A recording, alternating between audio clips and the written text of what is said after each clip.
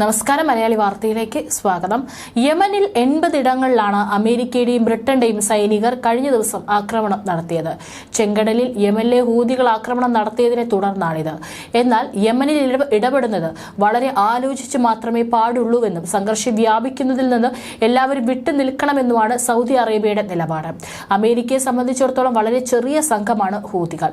യമനിലെ ഗോത്ര വിഭാഗമായ ഇവർക്ക് ഇറാന്റെ പിന്തുണയുണ്ട്. ഇസ്രായേൽ ഗാസയിൽ നടത്തുന്ന ആക്രമണം നിർത്തുന്നതുവരെ ഇസ്രായേലിലേക്ക് പോകുന്നത് വരുന്നതുമായ കപ്പലുകൾ ആക്രമിക്കുമെന്നാണ് ഹൂതികളുടെ മുന്നറിയിപ്പ്. നിരവധി ആക്രമണങ്ങൾ അവർ നടത്തുകയും ചെയ്തു. ബാബുൽ മന്ദിബ് വഴി ചെങ്കടലിലൂടെ കടന്നു പോകുന്ന 27 കപ്പലുകളാണ് ഹൂതികൾ ആക്രമിച്ചത്. ഇതോടെ പല വൻകിട കപ്പൽ കമ്പനികളും സർവീസ് നിർത്തുകയോ കുറയ്ക്കുകയോ ചെയ്തു.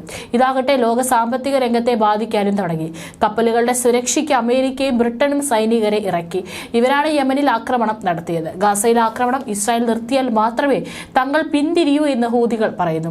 ഇസ്രായേലിലേക്കുള്ള കപ്പലുകളാണ് ഇവരുടെ ലക്ഷ്യം. ചില കപ്പലുകൾ ആഫ്രിക്കയിലെ വളഞ്ഞ വഴി ജിംബ്രാൾട്ടർ കടലിടുക്കിലൂടെ ഇസ്രായേലിലേക്ക് എത്താൻ ശ്രമിക്കുന്നുണ്ടെങ്കിലും ചില വേറെയാണ്. ചില കമ്പനികൾ പ്രയാസമേറിയ യാത്രയായതിനാൽ ഇൻഷുറൻസ് ഉയർത്തിയതും ഇസ്രായേലിന് തിരിച്ചടിയായി. ഗാസ ഇസ്രായേൽ പോര് നിലവിൽ ലെബനാനിലേക്കും സിറിയയിലേക്കും വ്യാപിച്ചിട്ടുണ്ട്.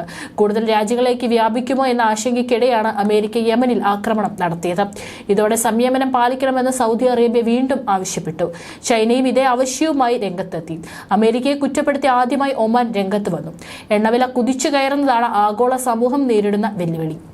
അമേരിക്കയും ബ്രിട്ടനും ആക്രമണം നടത്തുകയും തിരിച്ചടിക്കുമെന്ന് ഹൂതികൾ പ്രഖ്യാപിക്കുകയും ചെയ്ത പിന്നാലെ എണ്ണവില കുതിച്ചു. ബ്രന്റ് ക്രൂഡ് ബാരലിന് $80 മുകളിലേക്ക് എത്തി. ശനിയാഴ്ച അല്പം താഴ്ന്നിട്ടുണ്ട്.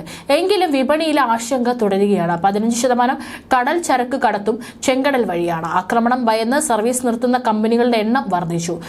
സ്റ്റെലന്റിസ്, Tesla, Volvo car, Tesco, Next, Ikea, Danone തുടങ്ങിയ കമ്പനികളെല്ലാം ഇതിൽപ്പെടും. ചെങ്കടൽ വഴി ബ്രിട്ടനിലേക്ക് ചരക്ക് കടത്തുന്നതിന് ആഴ്ചകൾക്ക് മുൻപ് $1500 താഴെയായിരുന്നു കണ്ടെയ്നറിന്റെ ചെലവ്. ഇപ്പോൾ ഇരട്ടിയായിട്ടുണ്ട്. അതുകൊണ്ട് തന്നെ എല്ലാ വസ്തുക്കളുടെ വിലയും കൂടിയേക്കും.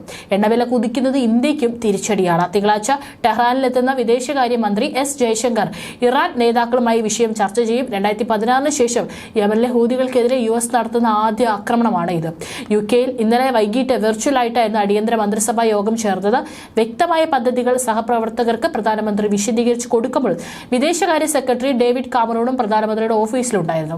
ഗാസയിൽ ഇസ്രായേൽ നടത്തുന്ന ആക്രമണത്തിന് പ്രതികാരമായി ഇസ്രായേലിലേക്കുള്ള കപ്പലുകളാണ് ആക്രമിക്കുന്നത് എന്നാണ് ഹൂതികളുടെ വാദം. ചെങ്കടലിൽ കപ്പലുകൾക്കെതിരെ ഹൂതികൾ നടത്തുന്ന ആക്രമണത്തിന് മറുപടിയുമായി US-ഉം ബ്രിട്ടനും അതിശക്തമായി രംഗത്ത് വരികയായിരുന്നു. യമനിലെ ഹൂതി കേന്ദ്രങ്ങളിൽ US-ഉം ബ്രിട്ടനും വ്യോമാക്രമണം അഴിച്ചുവിട്ടു.